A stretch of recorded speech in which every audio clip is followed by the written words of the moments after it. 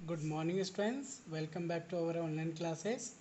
Students, हमने अपने last class में नेचुरल इंडिकेटर के बारे में स्टडी करा था। नेचुरल इंडिकेटर जिसमें हमने नेचुरल इंडिकेटर में litmus paper, turmeric powder and china rose के बारे में, इन सब चीज़ों के बारे में हमने बच्चों स्टडी करा था। आज के हम अपने इस क्लास में पीएच स्केल और यूनिवर्सल जो हमारा इंडिकेटर्स हैं उनके बारे में हम स्टडी करेंगे। तो पहले बच्चों वी विल नो कि what is pH scale. PH scale क्या होता है, इन सभी के बारे में हम जानेंगे।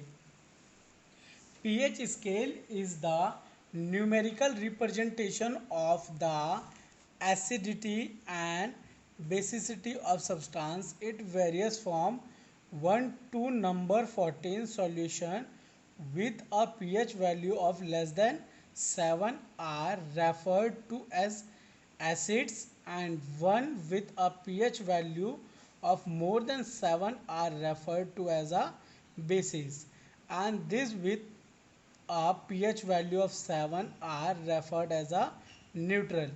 It means जो बच्चों आपको स्क्रीन पर pH पेपर दिख रहा है, तो pH पेपर के कलर के अकॉर्डिंग जो हमारा pH पेपर होता है, pH पेपर पर जब हम कोई भी सब्सटेंस को डालेंगे तो उसका कलर, ये जो हमारे पास नंबरिंग है 1 से लेकर 14 तक में नंबर्स हैं और कलर्स हैं। जो हमारा पीएच पेपर है, पीएच पेपर पर जब भी हम कोई सब्सटेंस डालेंगे तो उसका कलर इनसे रिलेटेड जो हमारे पास 1 से 14 तक नंबर है वो इनके कलर के अकॉर्डिंग आ जाता है। तो वो उसको हम पता लगा सकते हैं कि वो जो सब्सटेंस है वो कितना एसिडिक है और वो कितना बेसिक है। ओके, जो हमारा सपोज डेट हमारा जो कलर आता है वो 7 नंबर से, इट मीन्स वो 7 नंबर से लेस देन के कलर्स में आता है।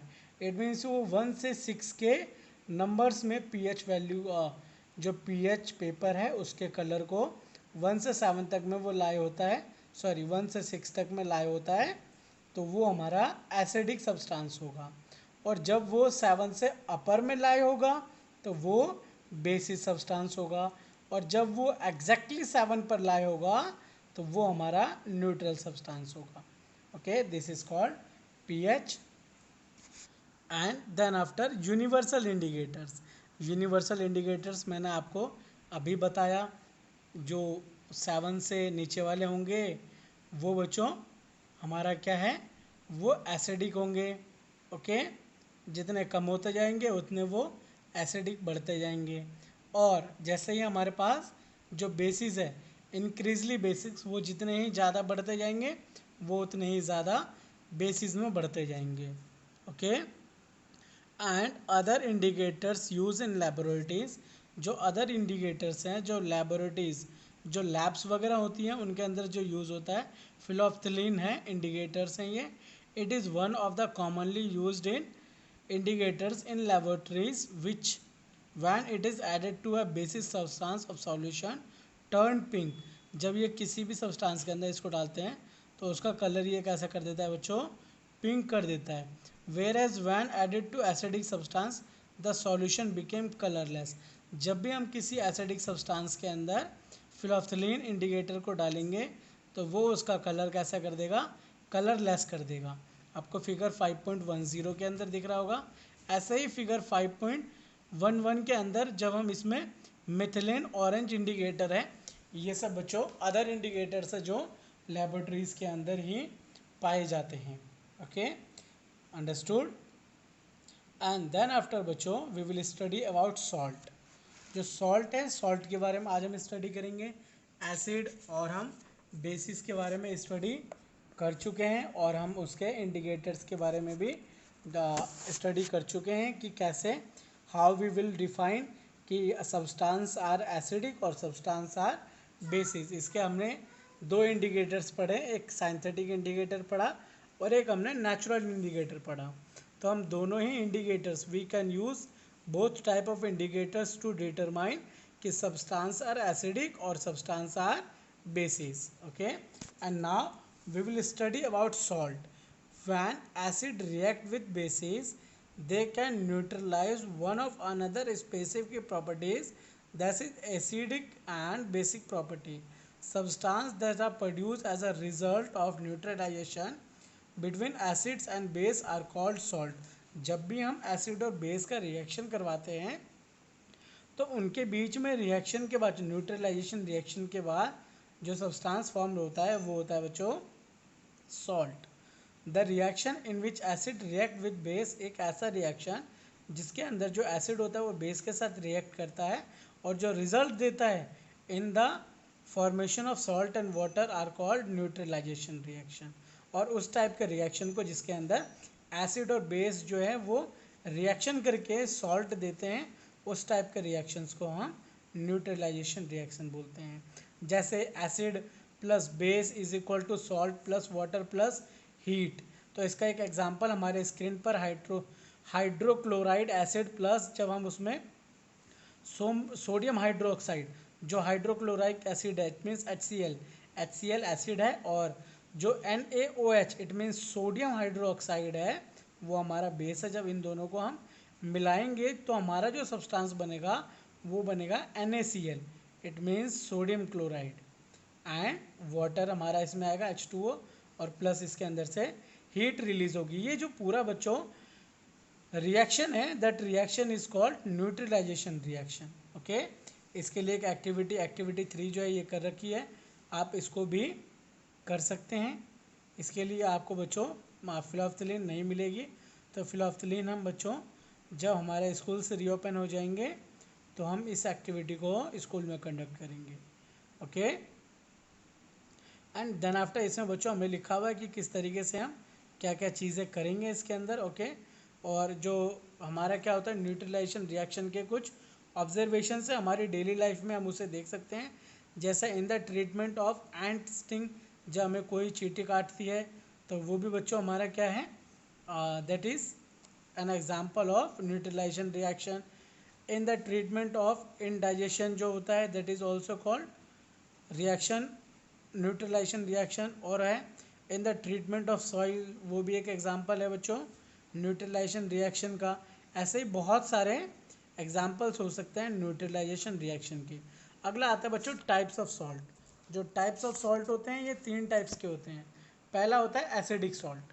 एसिडिक सॉल्ट कौन सा सॉल्ट होता है? Acidic salt are formed when the strong acid react with weak base. जो एसिडिक सॉल्ट है ये जब बनता है जब कोई स्ट्रॉन्ग एसिड रिएक्ट करता है वीक बेस के साथ में, तब हमारा एसिडिक सॉल्ट बनता है। और ऐसे ही जब हमारा बेसिक सॉल्ट है, जब हमारा स्ट्रॉन्ग बेस रिएक्ट करता है वीक एसिड के साथ में, तब हमारा बेस सॉल्ट बनता है, बेसिक सॉल्ट बनता है। अगला आता है बच्चों neutral salt. Neutral salt are form when the strong acid react with strong base. जब स्ट्रॉन्ग एसिड स्ट्रॉन्ग बेस के साथ में रिएक्ट करता है तो हमारा न्यूट्रल सॉल्ट बनता है। Okay, and one more thing, salt obtain from और एग्जांपल्स। कुछ सॉल्ट है और वो कहाँ से ऑब्टेन होते हैं, उनके सोर्सेज हैं और उनके कुछ एग्जांपल्स हैं। जैसे सल्फेट्स हैं, तो सल्फेट हमें सल्फ्यूरिक एसिड से ऑब्टेन होते हैं और इनके जो एग्जांपल्स हैं CuSO4, और क्लोराइड्स हैं जो हमें हाइड्रोक्लोराइक एसिड से फॉर्म मिलते हैं, ये उसका सोर्स है। और इनका जो एग्जांपल है दैट इज़ NaCl। और ऐसे ही इनके नाइट्रेट्स के हैं और कार्बोनेट्स के हैं। ओके, तो इनके हमारे पास जो ऑब्टेन्ड सोर्सेज हैं या हमें ये जहाँ से मिलते हैं वो है, and then after there is written example of that sources. Okay, and then after बच्चों property of salt. Property of salt, okay, property of salt में हमारे पास इसकी 4 प्रॉपर्टीज़ हैं। पहला, most of salt are soluble in water. जो ज़्यादातर salt होते हैं वो सोल्यूबल होते हैं वाटर के अंदर। Okay, and then after solution of salt in water act as a good conductor of electricity. और जो बच्चों सॉल्ट के, जो हमारे पास सॉल्ट के सॉल्यूशन होते हैं, जो उसको हम वाटर के अंदर मिक्स करते हैं, वो जो सॉल्यूशन होता है वो गुड कंडक्टर होता है हीट का और इलेक्ट्रिसिटी का। Okay, some salt are white crystals whereas some are coloured. कुछ जो क्रिस्टल्स होते हैं सॉल्ट के वो कलर होते हैं, और कुछ जो क्रिस्टल्स होते हैं वो कलरलेस होते हैं, ओके, वाइट कलर के होते हैं। And some salt contain water molecules trapped inside them, और कुछ जो सॉल्ट कंटेन्ड होते हैं उनके जो मॉलिक्यूल्स होते हैं उनके अंदर वाटर जो है ऑलरेडी प्रेजेंस होता है, ओके, उन्हें हम वाटर ऑफ क्रिस्टलाइजेशन बोलते हैं। Understood? And then after, its a fifth point is two or more salt are crystallized to form a single substance। दो या दो से ज़्यादा जो क्रिस्टलाइज हैं, जो क्रिस्टल्स हैं सॉल्ट के, उनको मिलाकर बच्चों हम सिंगल सब्सटेंस भी जो है वो बनाते हैं, that is called mix salt, उनको हम बोलते हैं मिक्स सॉल्ट। इसके बाद बच्चों हमारे दो और टॉपिक्स रह जाते हैं, प्रिपरेशन ऑफ सॉइल, सॉइल कैसे प्रिपरेशन होती है, सॉइल कैसे बनता है, और जो यूजेस ऑफ सॉइल है इनको आप स्टडी कर लीजिएगा अपने आप, ओके। तो जो हमारे दो टॉपिक्स है, प्रिपरेशन ऑफ सॉल्ट्स कैसे बनते हैं एंड जो यूजेस ऑफ सॉल्ट है, इसको आप स्टडी कर लेंगे, okay.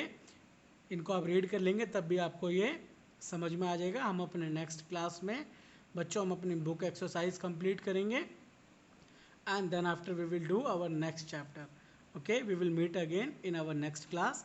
Thank you for watching this video.